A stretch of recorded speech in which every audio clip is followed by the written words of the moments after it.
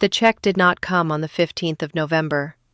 I remember sitting at my kitchen table at 7 in the morning, looking at my phone, refreshing the bank app. Richard used to say I worried too much. He was probably right. But I had been receiving that same deposit on the same day every month for 9 years.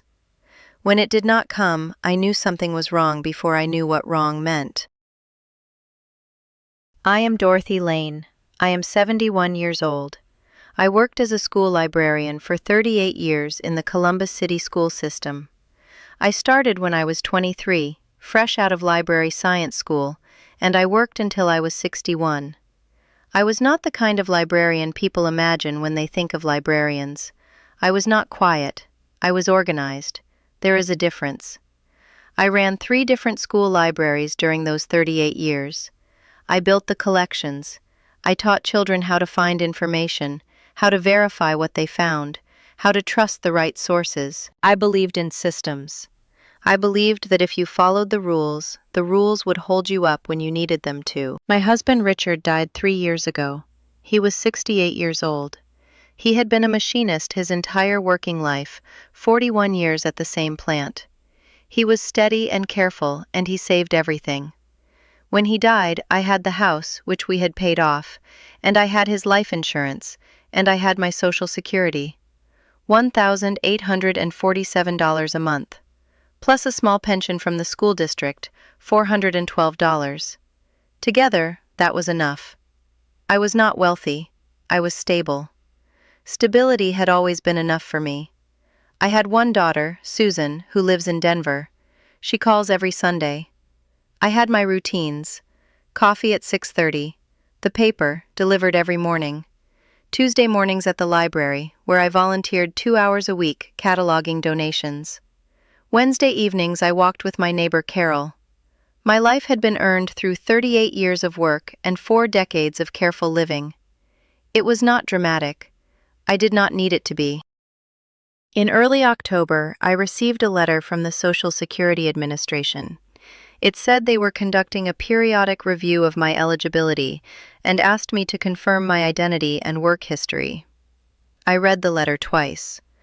I had been receiving this pension for 9 years without any issues, but I am not someone who ignores official correspondence. I gathered everything they asked for. I made copies before sending anything original. I sent the package certified mail on October 9th. I kept the tracking number in a folder I labeled SSA Review 2023.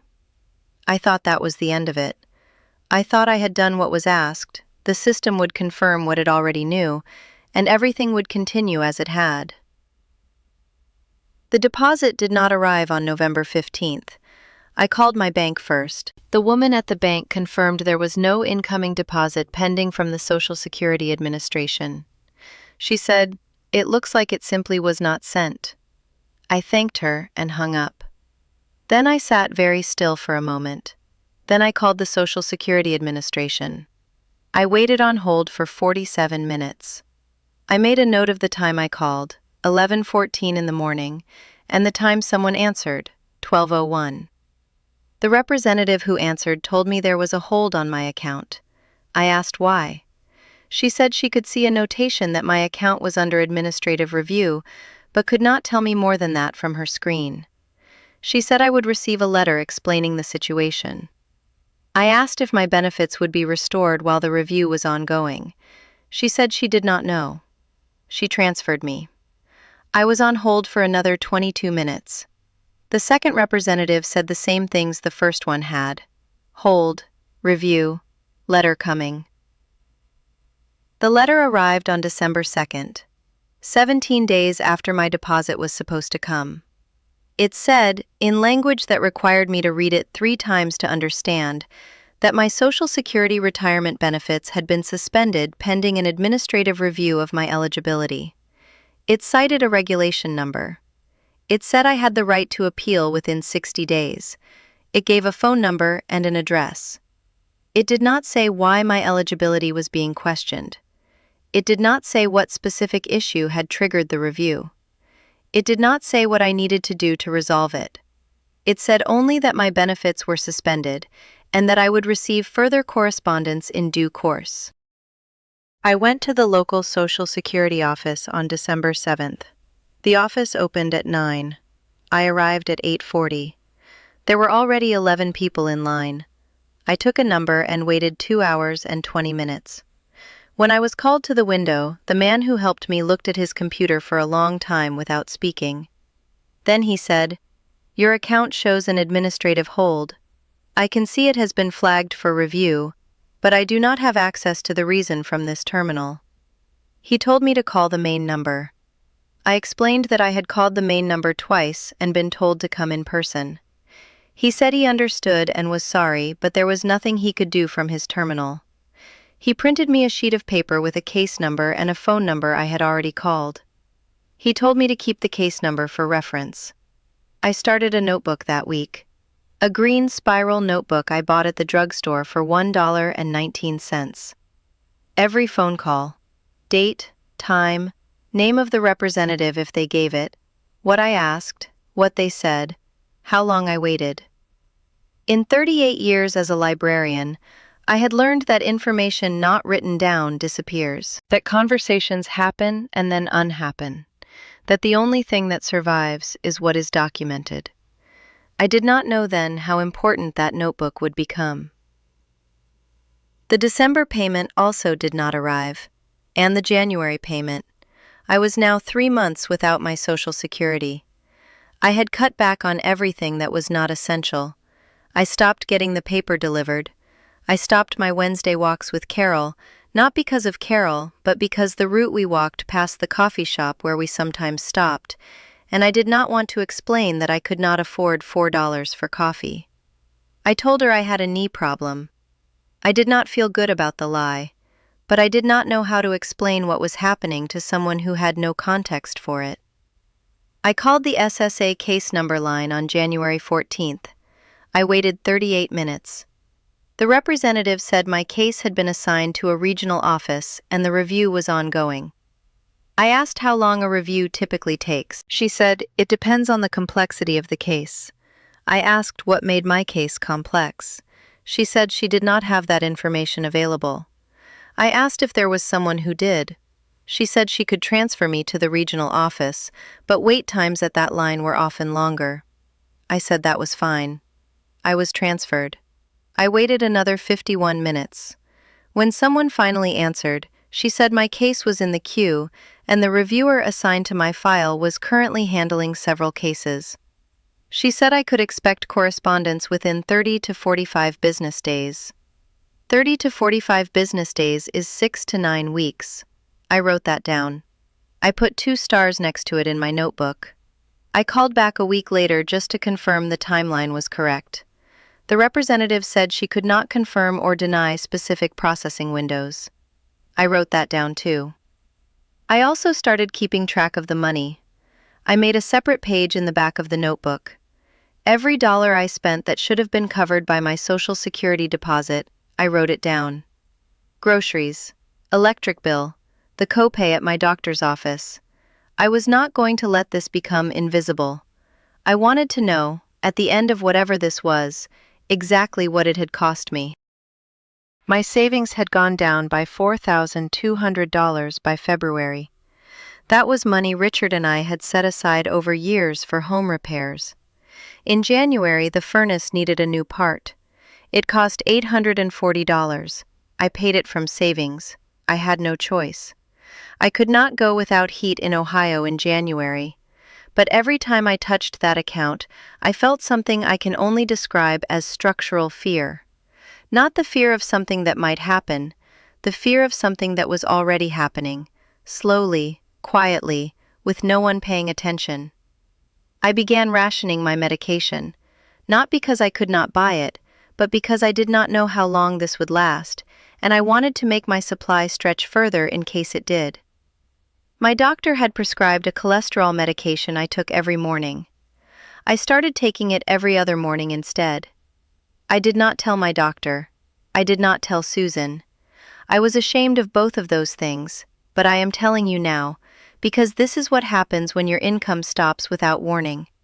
You do not make dramatic decisions. You make small, invisible ones that no one ever sees. I filed a formal appeal on January 22nd. I spent 2 days preparing it. I included my original Social Security card. I included my birth certificate. I included my most recent tax return. I included a complete work history with dates and employers going back to my first job. I included the original letter they had sent requesting my eligibility documentation, with a note attached showing I had sent all requested materials by certified mail on October 9th, with the delivery confirmation attached. I sent the appeal package certified mail with return receipt. The package was 43 pages in total. I had never before in my life sent a 43-page document to the government. I received confirmation of receipt on January 28th. A postcard. 6 words. Your appeal has been received. Nothing else. No timeline. No acknowledgement of the 43 pages I had submitted. 6 words for what had taken me 2 full days to prepare. I put the postcard in my folder.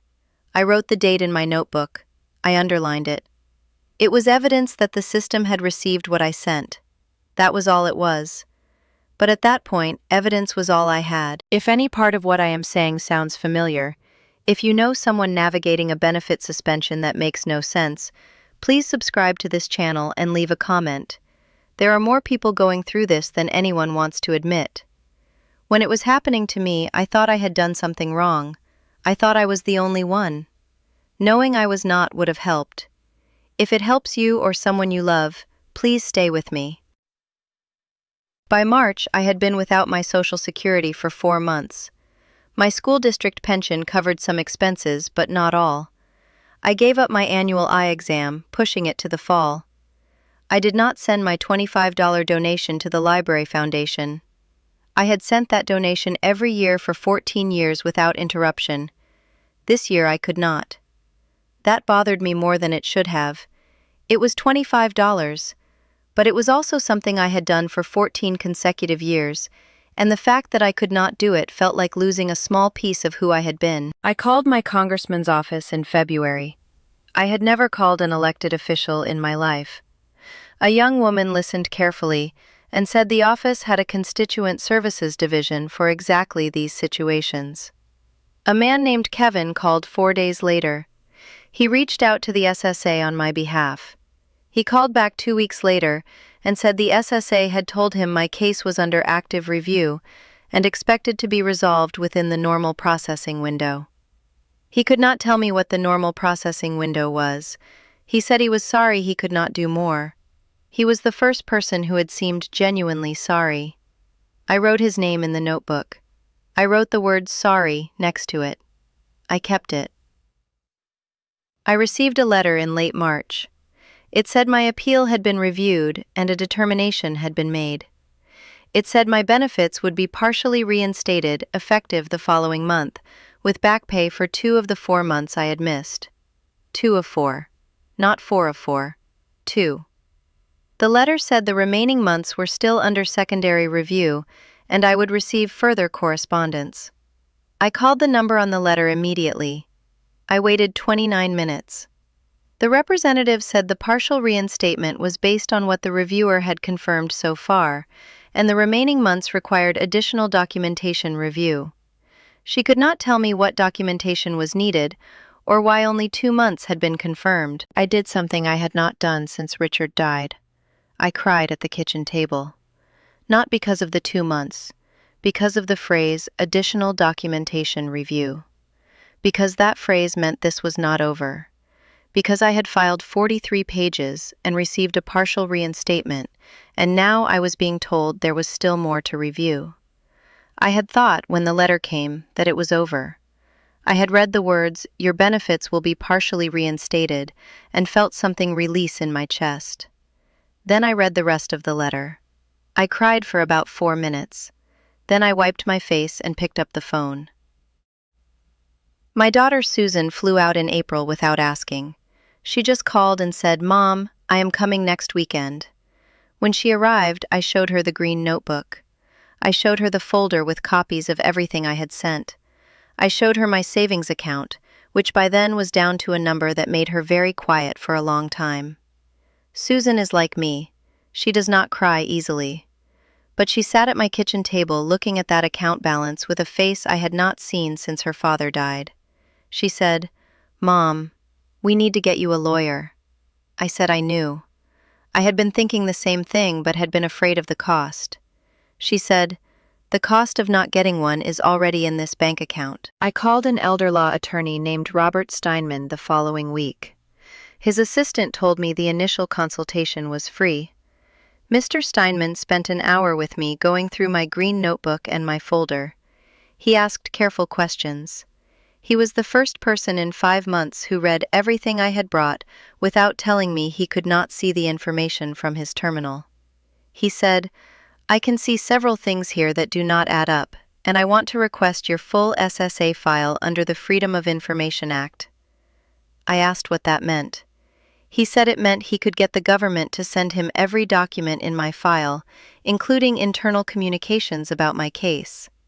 I said, "Please do that." The FOIA response came 6 weeks later.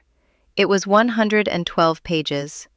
Mr. Steinman called me the same day it arrived. He said, "Dorothy, I found it." He explained that during a system migration at the SSA 2 years earlier, my Social Security number had been incorrectly entered into the new system. 1 digit had been transposed. My number ended in 74.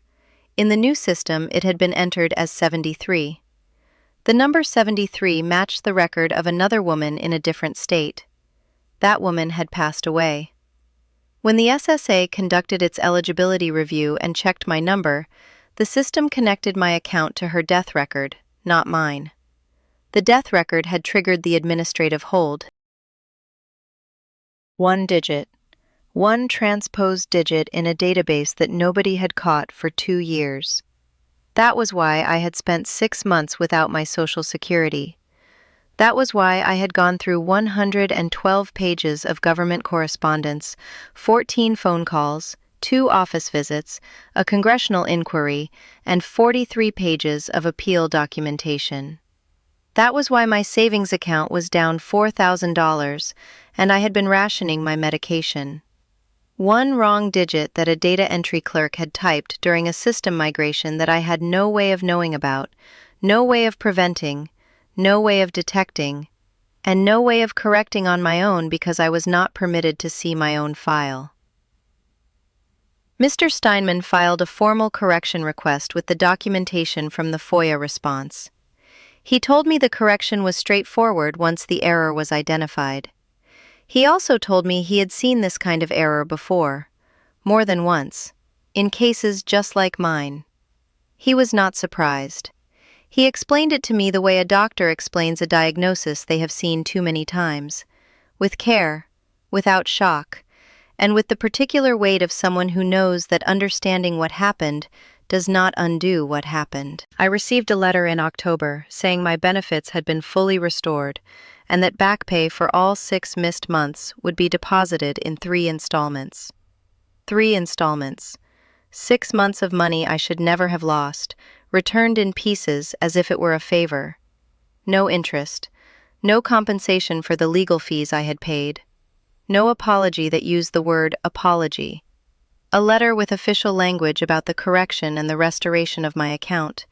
Language designed to convey resolution without conveying responsibility. The back pay came in 3 deposits over 3 months. Each time one appeared in my account, I looked at it for a long time before doing anything else.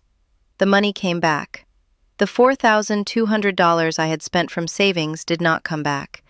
The $840 for the furnace did not come back. The $1,200 I paid Mr. Steinman did not come back. The months of rationed medication did not come back. What was taken completely. What was returned in installments. I sold some of Richard's tools during those 6 months. He had tools from 41 years of working with his hands. I sold 12 of them to a man who found my classified ad. I got $480. It was not about the money. Those tools had been his hands. They were a kind of company in the garage. The man who bought them seemed to know what they were worth. He was respectful about it. He probably did not know they had belonged to someone. I did not tell him. but I thought about it the whole drive home. That the cost of a data entry error is paid, eventually, not in interest or penalties or official compensation, but in things that cannot be replaced. Today I receive my benefits again. Every month on the 15th, before I do anything else in the morning, before coffee, I open the bank application and I check. That used to be something I did once or twice a year, casually, the way you glance at something you trust. Now it is the first thing I do. Every month. The way people who have been in an accident check their mirrors differently after. The trust I had in that system for 9 years was the thing I lost and did not get back in any of those 3 installments. That is what stays with me. If you receive Social Security or any government benefit, I want to tell you one thing. You are allowed to request a copy of your file. I did not know that until Mr. Steinman told me. I had been receiving benefits for 9 years and had never once thought to look at my own government file. I had trusted that if something was wrong, someone would tell me. No one told me. The error sat in my file for 2 years before it affected me. I wish I had known sooner that I had the right to look, that my file was not a sealed thing I had no business touching, that it belonged to me.